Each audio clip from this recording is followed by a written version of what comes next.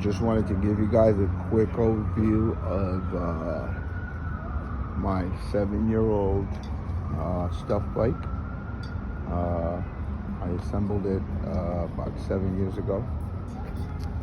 Originally I bought it in parts. They didn't have it available like they do now everywhere.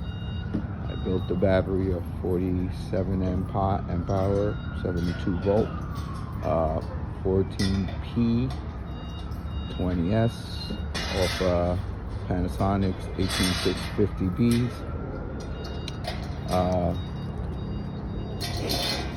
Originally had the seat that they all come with, and I wasn't too keen or too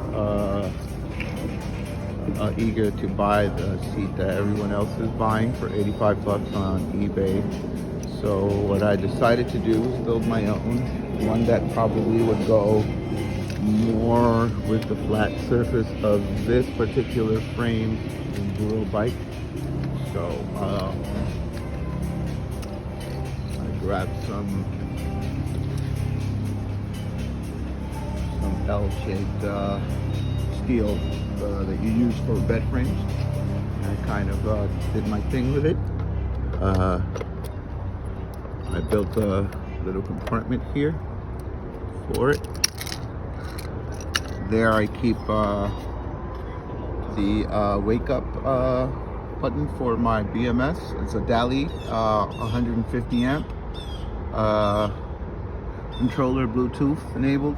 I wake it up there. I also have an additional outlet here for a speaker or any Bluetooth device or any battery device that you want to charge or use there.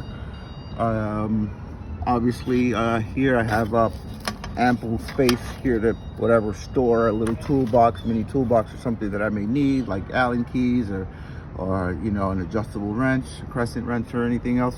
You have enough space to do that here. Here I just installed a XT60 connector for my charging necessities.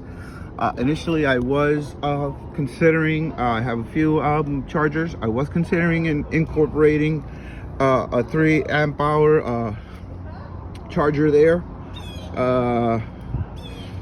But I'm not sure that I want to do that. I mean, you know, I'd rather keep it in a bag or something else. So that's the way I conceal my charging, because believe it or not, people, there's a lot of malice out there. I mean, leaving your charge port out in the open, just to, you know, without a fuse. If you're doing your own DIY projects, you got to keep that into consideration, put that in consideration, because anyone can come and short your charging port. If you don't have a fuse going to your battery, you're in essence shorting your battery. You can create a fire. You can create, it's you know, it's there. You're leaving it out in the open. Two things with this bike. I made it so that the only way I can charge it, if I connect the charger, it'll show me the voltage up here. It'll show me the voltage up here, but it won't charge until I turn the ignition, meaning that I have to be physically present in order to charge my bike. I can't just come and plug in and the bike is going to charge. I have to turn it on, make sure that I'm you know, monitoring it. That's the best way to charge your e-bike. Again, it took me a little while, but this is a custom seat. I had some extra car floor mats laying around, and I just cut up the nice little accent pieces, and I sewed them onto the faux leather that I had laying around, so that when if I have to flip the bike over at any point, it's gonna rest on this. It's gonna rest on the rubber. It's gonna help, you know, preserve the integrity of the seat. Again, I'm here alone, so I'm just gonna try to demonstrate here. Let me just close this up real quick. Tuck this in. Tuck this in here. And I'm gonna use my handy key to lock it up.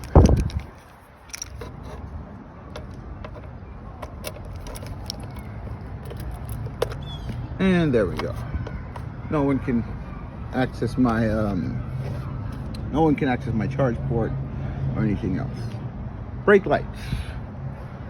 Everything here is custom. I got it off of Parts Bikes and I incorporated it. This was part of a seat of a bike that was broken, and I just took it off of that bike and found a way to heated it and bent it into shape, kind of conformed the the contour of this seat here. And what I did was I replaced the LEDs that were inside with my own.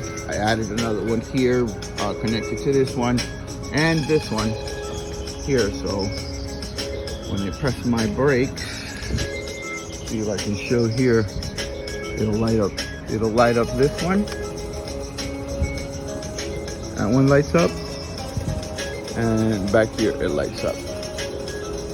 My running lights are here. In essence, they're separate from the rest. They're in there.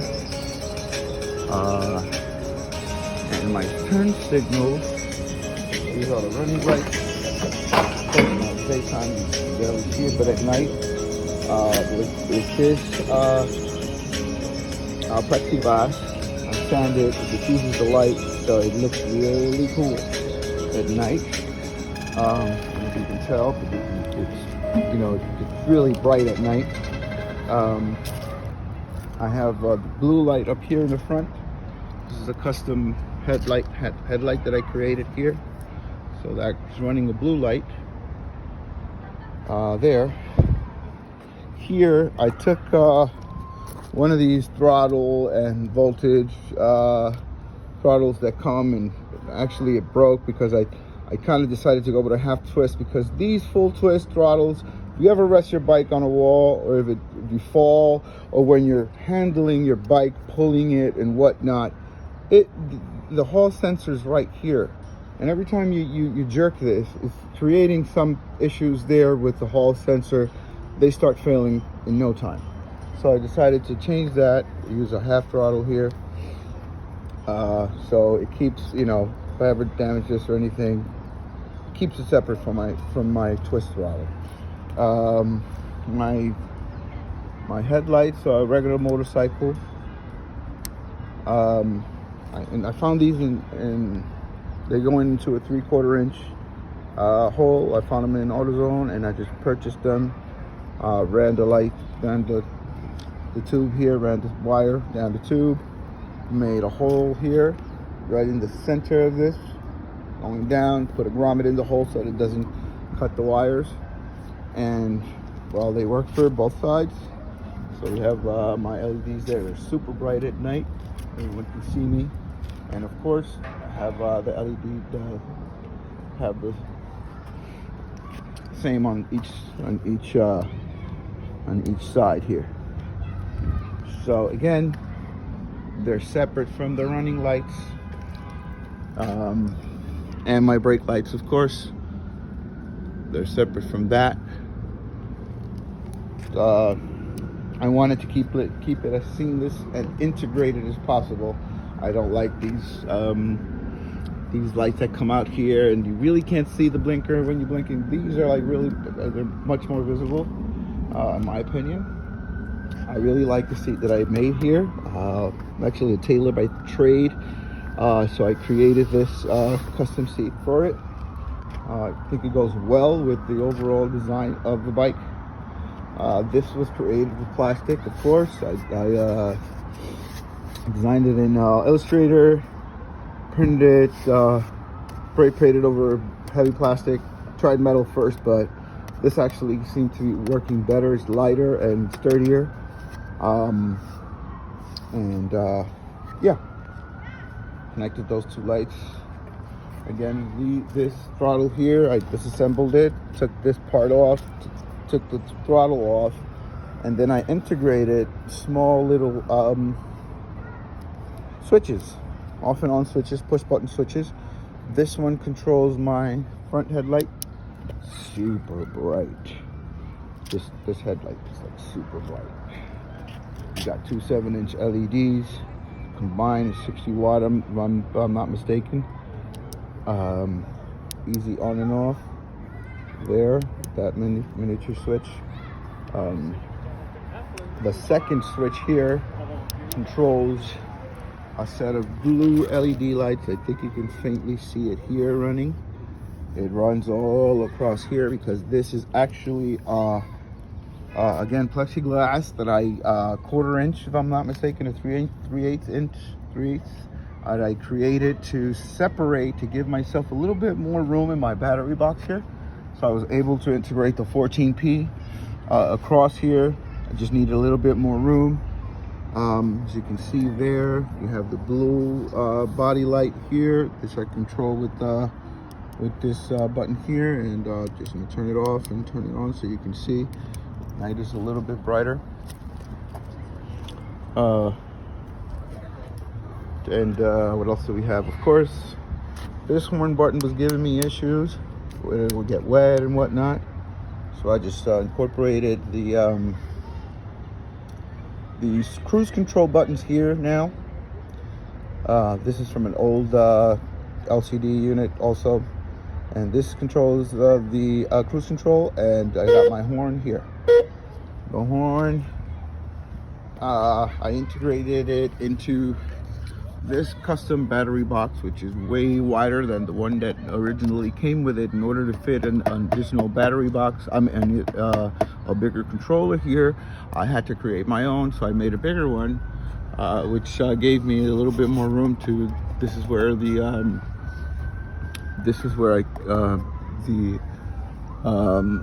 horn sound comes from. I have some blue LEDs as well here. And when I turn this light on, as you can see, it lights up that area there. I made it all separate so that I'm not consuming as much electricity, as much battery power when I'm not during the daytime or nighttime. You know, I can switch, keep that on, or the regular running lights, which is the blue light and the red lights in the back, and everything else, of course, is separate. I have ran a little charge port here. Charge cable again. In total, I added 4 switches to this unit here, and this unit controls my 3 speeds for the bike, which is the low, the medium, and high.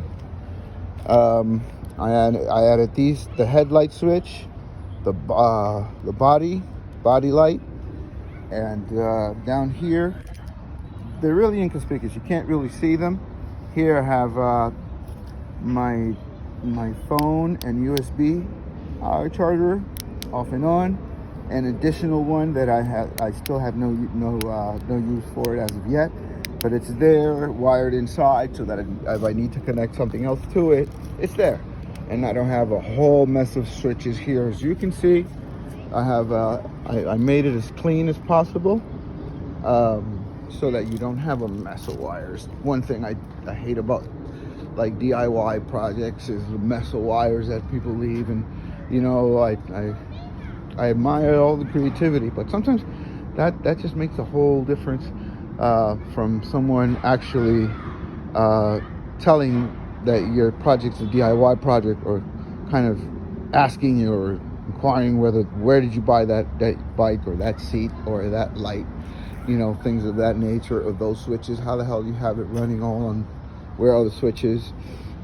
And I think that's something that's important when you're doing DIY projects, kind of refining your work and reiterations until you get the correct outcome, flawless.